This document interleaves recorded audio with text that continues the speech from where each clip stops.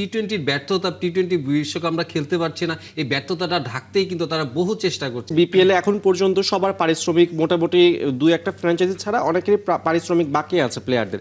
সেক্ষেত্রে বিসিবি যে দলটাকে সামলেছে চট্টগ্রামে, তারাও আসলে ফুল পারিশ্রমিক পায়নি সেই ক্রিকেটাররা। তো সেই পারিশ্রমিক এখন পর্যন্ত দেওয়া হয়নি। তার আগে আমি 5, 6, 7 ফেব্রুয়ারি এই 3 দলের টুর্নামেন্ট মাঠে গড়াবো, 2.5 কোটি টাকা দেবো। সো এইসব স্টানবাজি না করে যেটা প্রফেশনালিজমের জায়গা থেকে টাকাগুলো ক্লিয়ার করে দিয়ে চট্টগ্রামে টাকাগুলো বিপিএল এর, তারপর আরেকটা অ্যাসাইনমেন্ট ধরা, এভাবে তো করা যেত।